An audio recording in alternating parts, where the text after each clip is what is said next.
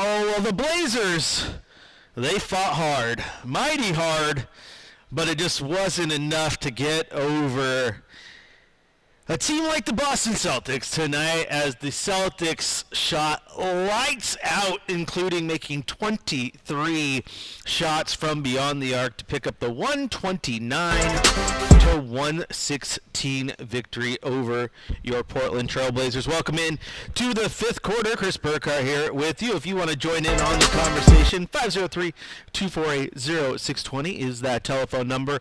Or, of course, you can go to youtube.com, type in Rip City Radio, and join the chat there as well. This was a night where, even though they didn't have Kristaps Porzingis, even though they didn't have Drew Holiday, and even though they didn't have Jaylen Brown, the Celtics showed why they are a favorite, like why they are champions, why they are a team that everyone's watching. Them and the Cavs and the Thunder is a team that's going to make noise and is a favorite to make it back, because even missing some key components, they did all the little things. Like, they still kept churning. They didn't deviate from what you would normally expect a Boston team to be at full health. It's kind of like when the Blazers had Cantor and Nurkic, how when Nurkic went down, it was not okay, but the Blazers were able to weather that storm because Cantor's offensively was the exact same pick and roll guy that Nurk was. So you get in, a guy gets in there, you don't change anything, and you can just keep going. And that's what this team is, man. It doesn't matter. Plug, play. You're going to go out there. You're just going to run a Boston Celtics offense. And boy, howdy, sometimes when you watch it in person, it is just a sight to behold. It is a sight to behold. Jason Tatum had his fingerprints all over this game, 11-24 shooting, 30 points, 9 rebounds, 9 assists, a steal, 2 block shots. He was just on one. No one could stop him. Sam Hauser, 8 of 11, 24 points, 3 rebounds. 14 points from Al Horford. Derek White, he had 17 points, 8 assists. He's been on an absolute tear all year long. And Peyton Pritchard, who's starting in this one, obviously they're missing some guys. He went and had 16 points. Probably would have been more if it wasn't for the fact he fouled out, got his third foul early in the game and had to sub out. And it's like 7 minutes left in the first quarter. He picks up foul number 3. And then he subs out. He only ends up playing 31 minutes, because he did pretty good outside of that, because outside of those first 5 minutes he didn't pick up another foul, and he hit some massive three-pointers in this one. At one point, I think Shaedon Sharpe had a hand in his face. He hits it, and he just turns around and looks at the bench and just laughs, the Blazers bench that is, and then kind of brushes his shoulder off like, you guys, you ain't gonna stop it. What are you gonna do, put another hand in my face? I'm just gonna shoot lights out. He was 4 of 9 from beyond the arc, 6 of 14 overall, also had 4 rebounds and 5 assists. Leading the way on the Celtics bench, Luke Cornett had 13 points. For your Portland Trail Blazers, Denny Avdia, 17 points, 11 rebounds, 4 assists, 19 points for Toumani Camara, a large chunk of those coming in the first quarter where he was just unstoppable. 4 points from Donovan Clingan, and again, this is an interesting game for him. I have preached all year long about wanting to see him be put in positions where he can fail, to learn from those situations. And I thought tonight was one of those nights. He ended up only playing 20 minutes, but that was because the Celtics kind of forced Chauncey's hand. They played him off the floor. He got switched up a couple times on to Tatum, and Tatum just kind of put him on skates more than once, and it was like, uh-oh, we got to fix that. So you move off, you get him on the bench, roll with everyone else, and see what you can do. Shaedon Sharpe had 23 points in this one, 9 of 16 from the floor, was attacking the rack nicely. Anthony Simons, 15 points, 3 boards, 5 assists. Scoot Henderson, 9 points, 6 assists, just 2 of 10 from the floor, though, so didn't get involved the way you would want him to there. He did just have 3 turnovers, though, so that's better than the 4 assist, 5 turnover performance. So I'll take that. 6 points from DeWap Reith. Matisse Thybulle chipped in 12 off the Blazers bench. But again, this game just came down to just straight up impressive shooting from the Boston Celtics. Like, what are you going to do? What are you going to do when a team is just shooting at a pace that you just can't deal with it, right? Like, no matter what is going on, you can't figure it out. You can't stop them. And again, that's what they did in this one. 54% from the field, 46% from beyond the arc. And, I mean, again, when a team is hot, what can you expect? You can't. Sometimes you just can't stop it. And Portland didn't shoot terribly either. 48% from the floor, 40% from beyond the arc. The free throws, though, 11 to 16 for Portland. Got to get that number up. Rebounds, they had 38. Boston had 38. The assists, Portland had 24. Boston had 31. Fouls were pretty even. Steals were both even at 6. Turnovers were close. This one just came down to some big-time shots from the Celtics. And Portland tried to make runs. Portland absolutely tried to make runs. In the third quarter, they had an 8-0 run to cut it to 10 points, but then Boston would answer back, and they got it close again in the fourth quarter. But then again, Peyton Pritchard did the, I'm going to hit a shot here, I'm going to hit a shot there, you can't stop me, ha ha ha ha ha. Like, what are you going to do? What are you going to do? So sometimes you just take the L. Coach Billups said after the game, I mean, there's a lot to learn. There's a lot to learn because that's a really good basketball team. They're a championship team. They're defending champs. Like, this is a team that's going to make you work, and they did tonight, even without a couple of their star players. So that's a learning experience for Portland. And not all is lost. I mean, there's still a chance at this play-in if that's what you're focusing on.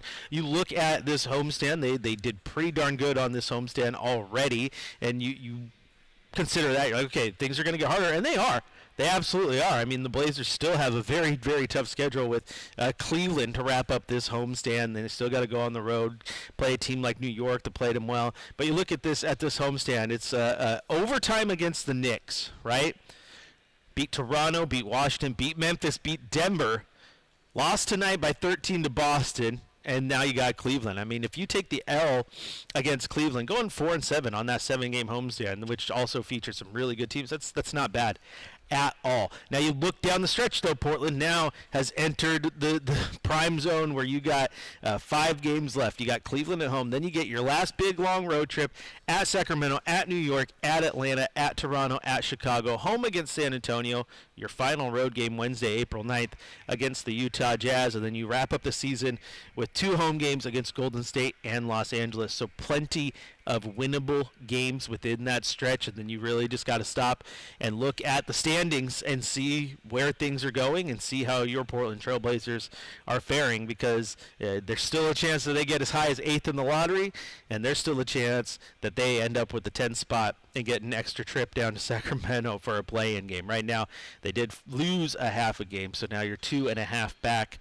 from Phoenix and Dallas, but hope is all not lost. San Antonio, though, tied with Portland, so they're trying to make a push as well. If you want to join the conversation, 503-248-0620 is the telephone number, or you can go over to youtube.com, type in Rip City Radio, and get on the chat there. We're going to take a quick little break here on the 5th quarter. When we come back, it's your drive of the night and your shot of the night.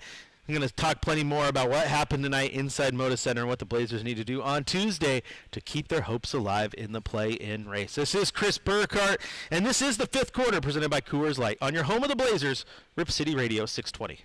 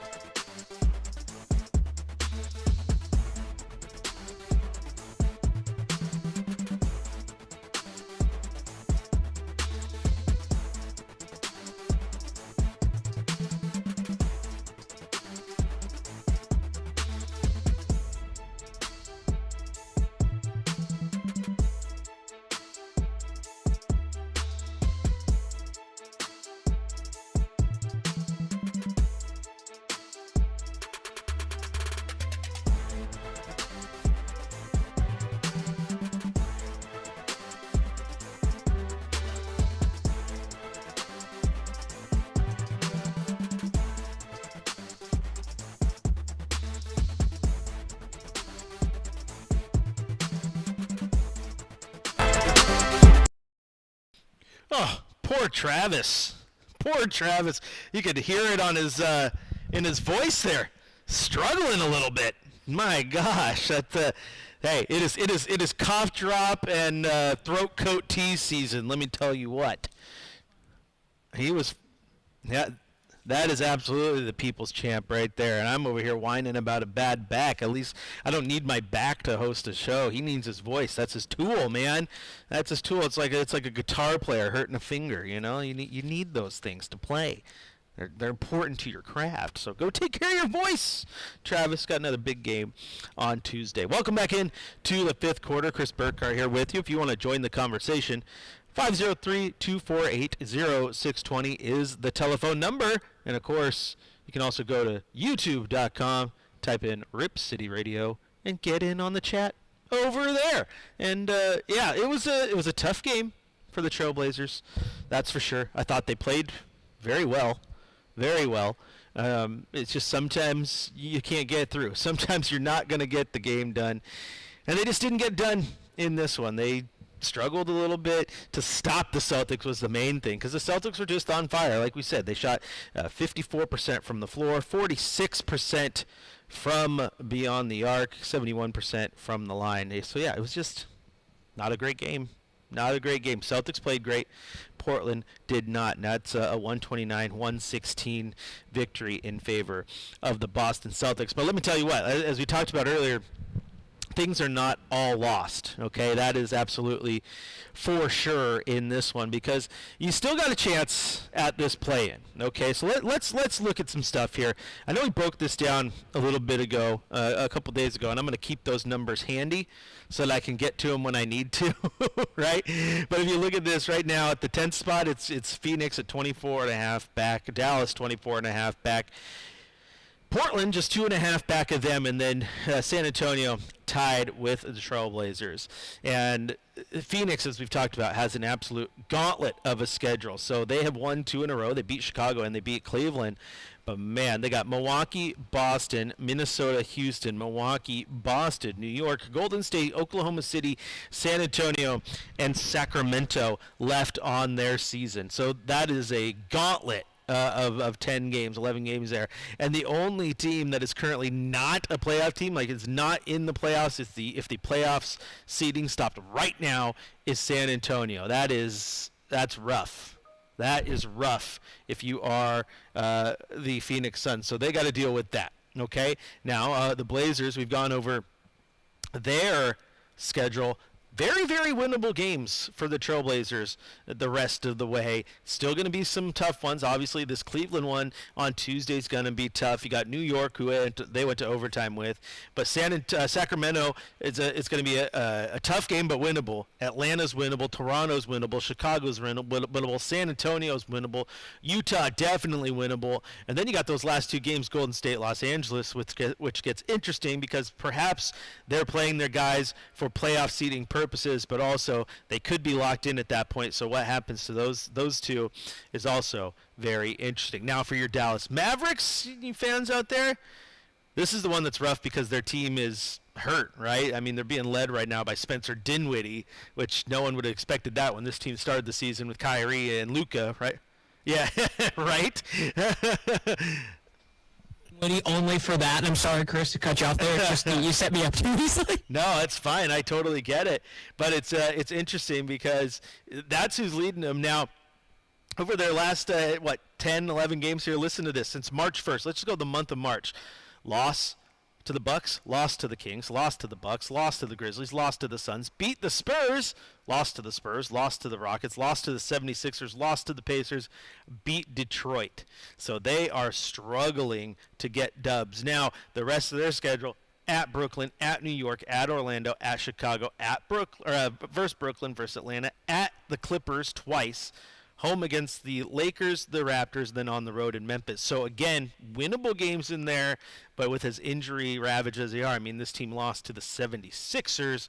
Yeah, it might be rough for them. San Antonio is the wild card, if you will, because they're right there with Portland, so they're looking at it too, but they got a decently tough schedule the rest of the way too. So, on Tuesday, they get Detroit, Then they got Cleveland, Boston, Golden State, Orlando, Denver, Cleveland, Portland, the Clippers, Golden State, Phoenix, and Toronto to end the year. So they got a pretty tough schedule too. And then again, your Blazers, they're the ones that have some winnable games in there. Sacramento, like we said, Atlanta, Toronto, Chicago, San Antonio, and Utah still. So watch those 4 teams, and things could balance out here. I mean, Portland wins, and Phoenix and Dallas both lose, and next thing you know, whoa, you're right there. You're right there where you want to be if you're thinking play-in. And, I mean, that's just crazy to think that with 10 games left in the season, that's something that we would legit be mentioning or legit be talking about. So, yeah, it's something to watch out. But also, on the other side of that, Portland, if the season ended right now, would be the 11th seed going into the draft lottery, but they're just a game and a half back from Miami to drop to climb up to 8th. So there's a lot on the line here. You could go as high as 8th. And I say as high as 8th because, again, with 10 games left, they're not going to cover that ground. There's a 7.5 game gap between them and Toronto for the 7 spot. So that's not going to happen. But you could still realistically fall to 8, or you could still realistically get to the play-in. I think we're at right now. Keep doing what you're doing and try to get to the play-in. All right, if you want to join the conversation, 503-248-0620 is that telephone number. And, of course, you go to youtube.com, type in Rip City Radio, and get in on the chat over there. All right, we're going to take a quick little break here, though, on the 5th quarter. When we come back, we're going to head to the Coach's Corner, hear what Coach Billups had to say following this game. We're also going to hand out our game balls, and then, you know what, get out of here because early tip-off. We can still enjoy the rest of the night, and so should you. Let's have some fun, though, while we do it before we get there, right? We got to continue to talk Blazer basketball, baby, because, man, I never thought the 10 games left in the season there would be so much intrigue. I think a lot of people, myself included, thought the season would be over by now. Oh, it is far from over. In fact, they're playing their way to possibly having at least one extra game. All right, this is the 5th quarter presented by Coors Light on your home of the Blazers, Rip City Radio 620.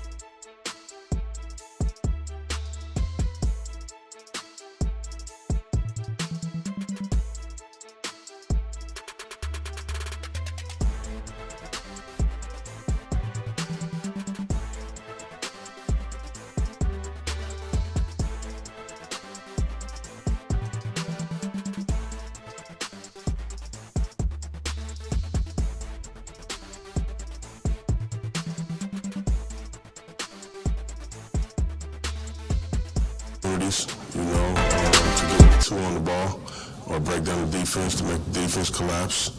And everybody that touches that ball out there at some point is a knockdown shooter. So they make you pay all over the place, you know. Again, you know, it's the NBA champions, you know, and a team that is going to have a chance to do it again this year.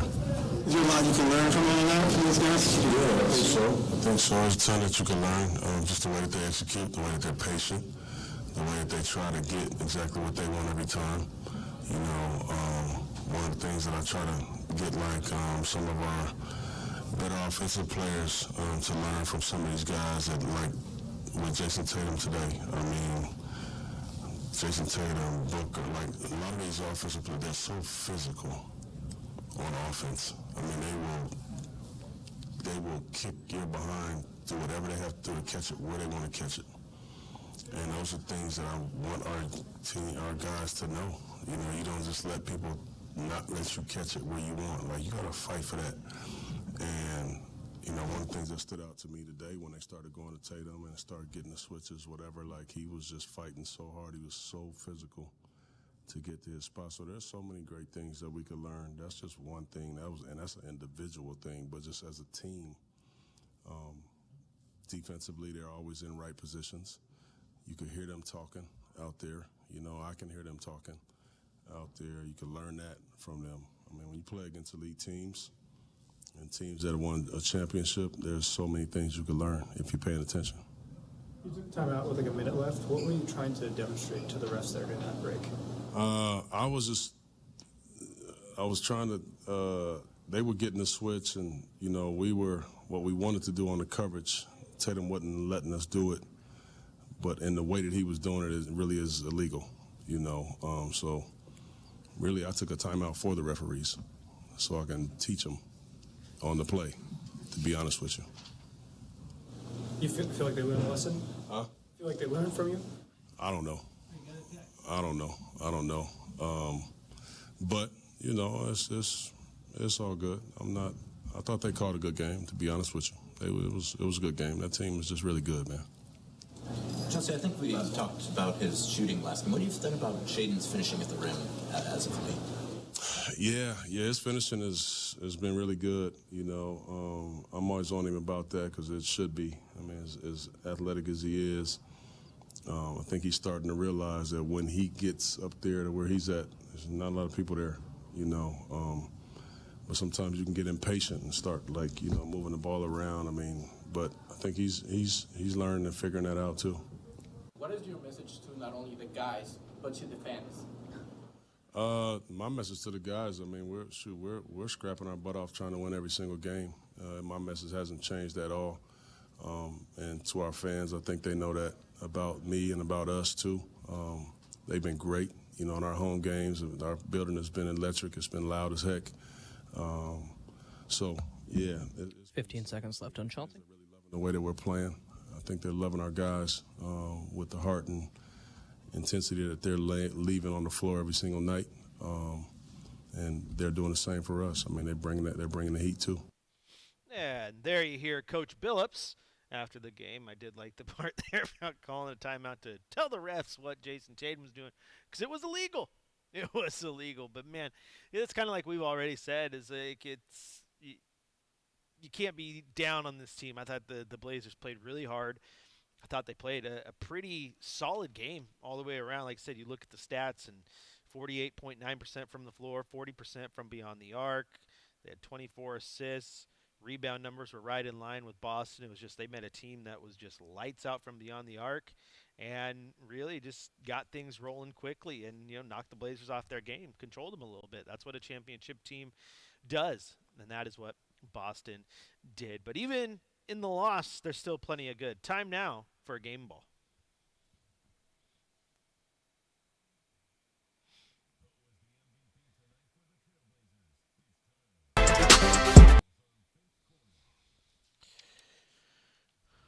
All right, game ball tonight is going to go out to, I think it has to go out to, it's a hard one. This is a hard one. I'm trying to stall. Who am I going to give it to? I don't know. I actually think I'm going to give this one to Tamani Kamara because I thought early in the game when they needed that extra little oomph, someone to make sure that they were keeping pace with Boston, he was in there. Very aggressive in the first quarter. Then everyone else started following suit. And so, I want to give my game ball out to Tamani Kamara tonight. All right, one last time taking a look at that box score. And the things we said, the keys to the game. And one key was that we needed someone outside of Denny Avdia. We needed multiple scores, right? And Denny didn't have one of those 30-point outbursts. Did have 17, but 19 from Tumani, 23 from Shea, 15 from Ant. You would have liked to have more there, 12 from Matisse. So I think you got some of that scoring you needed. The other thing is we needed Scoot Henderson to just be a little more involved in the assist game. And he was. He actually led the team with 6 assists. So kudos there. And the other thing was you had to lock in on Peyton Pritchard. He averages 16 points per game. And guess what? He got 16 points. So maybe that was the difference. Maybe Peyton Pritchard was the difference. I mean, he did get 3 fouls 5 minutes into the first quarter and had to sub out. Still played 31 minutes, didn't pick up another foul the rest of the way. And boy, he hit some big shots. And after the game, there were plenty of family, friends, and well-wishers for Peyton Pritchard. It should be always cool when a hometown guy comes back and gets a chance to play. And especially when it's an East Coast guy, Eastern Conference team, you come to Moda Center once a year. It's not like a Golden State or Los Angeles where there might be times you come to, 3 times, whatever it feels like. Nope, not this case. Not this case, just the one. So it was good that he had a good game. Would have been nice if the Blazers won, but guess what? They still got a chance. They still got chances. I think Cleveland, that game coming up on Tuesday, is that's going to be a hard one. And then that's their last, air quotes, like mega hard game the rest of the way. Sacramento will be tough. New York will be tough. Atlanta, Toronto, Chicago, San Antonio. That's a 4-5-game stretch because you go to Utah. 5-game stretch of winnable games. And then Golden State and Los Angeles. With these 10 games remaining, I mean, Brendan, I want to pull you in real quick before we leave. But with these 10 games remaining, like, what's the gut tell you? Like, what's the number they have to hit to still have a chance at that? Is it 6-4? Is it 7-3? Is it just going 5-5? Like, what's your gut telling you? I think 6-4 keeps them in contention. A little overzealous and shoot for the moon, right? I mean, as I look at the schedule, Chris, the closing 2 games against Golden State and the Lakers, those are interesting because will those 2 teams have anything to play for that time of year, right? Yes. Or will they not, right? It could be good, could be bad. So I look at those 2 to close out after the road trip. The Cleveland game, you and I were sitting here right here doing Blazers game day in 5th quarter for that game. That was a barn burner, man, right down to the wire. And, I kind of thought Portland would have a little revenge in for Boston tonight. Didn't quite come that way. Might have a little revenge for Cleveland. But that road trip, I think New York is a real tough game, even though they played them great here at Moda Center. Mm-hmm. Outside of that, though, you look, is a game at Sacramento, Atlanta, Toronto, Chicago, Utah, are those, the most intimidating teams to go play on the road? Not necessarily. No. So when I look at that, I'm like, that Knicks game's going to be tough. Golden State, LA at the end of the year. San Antonio might still be fighting. Toronto and Chicago, I think they're going to be kind of not tanking, but I don't know if they'll have an incentive to win either, Chris. So same with Utah, right? So there are still some very winnable games, but I would agree with you. 6-4, 7-3, I think gives them a fighter's chance. Yeah, it's really interesting, Brendan, because even those games that you did just mention, Atlanta and Chicago, right? Toronto. Toronto is very close to being out of the play-in race, all right? So they are 6 games back of Miami, and Portland, again, plays them. They play them on April 3rd. So there's 4 games between now and then. I mean, if they are getting to a point where they're 7 games back with 7 to go, they might be mathematically eliminated by that point. So that's going to be interesting. And then the teams like Chicago's base is going to be in that play-in. It just kind of matters where they're at. Atlanta they're not falling out of the play-in. Just kind of a matter, are they a 7 seed or an 8 seed? So they might have something to play for, but at the same time, these air quote bad teams don't have a ton to play for. So it does get interesting. So yes, Atlanta, okay, well, they're a play-in team. Yeah, but they're 35 and 36. So Portland is 32 and 40. Like they're basically the Suns and the Mavericks of that league. They're just in the 7th. And then again, Chicago is a play-in team who might have nothing to play for by the time Portland matches up with them, because they're locked into the play-in almost at this point. But they're 31 and 40. So record-wise, they are worse than the Trailblazers, and they might be locked into a play-in. Might be onto something, Chris. Can we call this the Trailblazers East? Yeah, right. Can we just put in a petition to temporarily be an Eastern Conference foe? Yeah, dude, if Portland is in the East, they're a play-in team for sure. Because I think you look at these things on paper, right? And on paper, is Portland, as they are built right now, like, are they better than Miami? Yes. Are they better than Chicago? Yes. Are they better than Toronto? Yes. Are they better than Atlanta? Atlanta has the record, but I would say yes. Are they better than Orlando? Not a fully healthy Orlando team, and they got slow out of the gate dealing with some injuries. I still like that. But then even Detroit is at 40 and 32. Is Detroit better than Portland right now? I would argue yes, with their turnaround, their coaching, and everything. But the point is, Portland is like an easy 7 seed in the Eastern Conference. Yeah, that's wild. Move Portland to the East. There you go. Start games at 4. And, just get really, really long East Coast road trips to just tackle all your games. And then, load these heavy road trips or heavy homestands too. I like where our head's at. All right, that's going to do it for the 5th quarter. But, hey, we still got plenty of Blazers content coming your way. I will have Trailblazers courtside tomorrow from 6 to 7. Special guest Jamie Hudson will be joining the show. And then, of course, Brendan will be here. Watch out. And then, of course, Blazers Cavs on Tuesday, 7 o'clock tip, which means I'll have game day for you. Brendan will be with me, I believe, too. He did make a point to tell me he's with me for like the next week. Shacker bailed out. Shacker had his fill. He had his fill. Pawned me back off on Brendan. But 7 o'clock tip against the Cavs means Blazers game day at 5 o'clock. I'll be there with you. Once again, final score from Moda on this early Sunday afternoon, now Sunday evening. Boston 129, your Portland Trailblazers 116. 10 games left.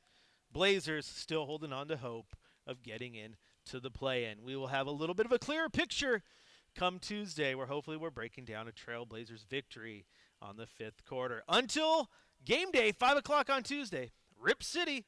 I'll talk to you then.